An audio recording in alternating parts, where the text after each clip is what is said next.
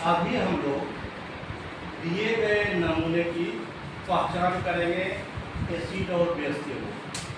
किसके मदद से? सूचक के मदद से। विभिन्न प्रकार का सूचक आता है, फिनोल्फेनिल है, मिथाइल ऑरेंज है, उसके बाद हल्दी का उपयोग किया जाता है, चाइना लोग समझते हो अड़हुल का फूल जिसको हिबिस्कस कहते हैं, उसका भी उपयोग किया जाता है। लेकिन अभी जो हम लोग करेंगे पहचान वो लिटमस पेपर की मदद से करेंगे। लिटमस पेपर दो प्रकार का होता है, एक रेड लिटमस पेपर और दूसरा ब्लू लिटमस पेपर। इससे पहचान कैसे करेंगे? जो दिया गया सॉल्यूशन है उसमें हम लिटमस पेपर को डालेंगे या फिर सॉल्यूशन का एक दो बूंद जो है लिटमस पेपर के ऊपर डालेंगे। अगर ब्लू लिटमस पेपर रेड में बदल गया तो इसका मतलब वो सॉल्यूशन क्या है? एसिड है। हम लिख दिए हैं ब्लू लिटमस पेपर अगर रेड में बदल गया तो अम्ल है, एसिड है। और अगर रेड लिटमस पेपर ब्लू में बदल गया तो क्षार होगा, क्षारीय है।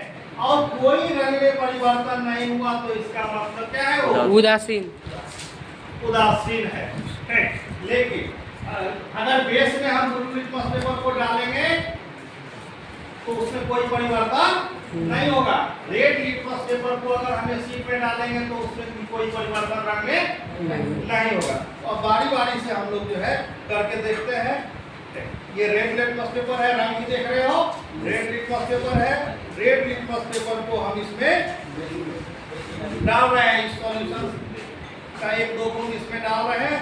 अगर इसमें परिवर्तन हो गया तो इसका मतलब ये बेस है, और अगर रंग में परिवर्तन नहीं हुआ, रेड ही रह गया, तो फिर ये क्या है? एसिड है। तो फिर ये एसिड है। अब यहाँ पे इसका हम डाल रहे हैं इस बीकर का सॉल्यूशन। देखना है कि इसमें रंग में कोई परिवर्तन हो रहा है या हो गया। कैसा रंग आया? बोलो।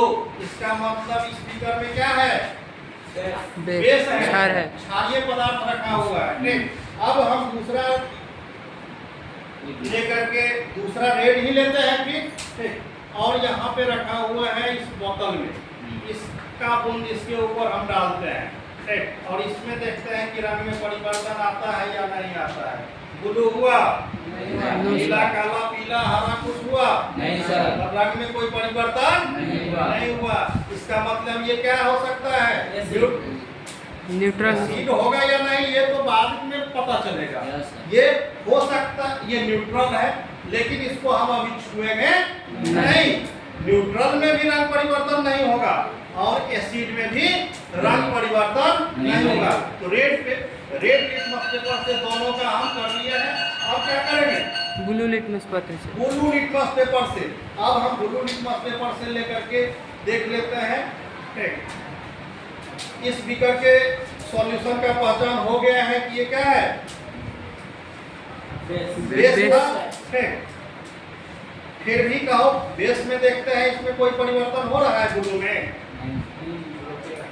कोई परिवर्तन नहीं हुआ। चलो ठीक है। अब न्यूट्रल है या एसिड है ये पता करना है। अगर उतना पे ही रेड को ही हम डाल के देख लेंगे तो न्यूट्रल में भी डालेंगे तो रेड ही रहेगा, परिवर्तन नहीं होगा, और एसिड में भी उसका रंग में परिवर्तन नहीं होगा। उसके आधार पर हम ये नहीं कह सकते हैं कि ये एसिड है या फिर न्यूट्रल पदार्थ है, या हो सकता है कि पानी है या कोई एसिड है। इसीलिए हम तब तक उसको नहीं टच कर रहे हैं। ठीक ना। अब इस पे हम क्या करते हैं? ब्लू से कंफर्म हो लेते हैं। अगर इसमें रंग परिवर्तन हो गया तो एसिड है। आधा अधूरा प्रयोग करना खतरनाक हो सकता है। आधी जानकारी से जान जोखिम में डाल सकते हो, तुम्हारी जान जा सकती है। अगर इसको न्यूट्रल और पानी समझ करके संपर्क कर लेते, छू लेते, हाथ पे डाल लेते, हाथ धो लेता तो क्या होता? हाथ से ही हाथ धोना पड़ सकता था। इसलिए जिसकी भी जानकारी रखो पूरी जानकारी रखो।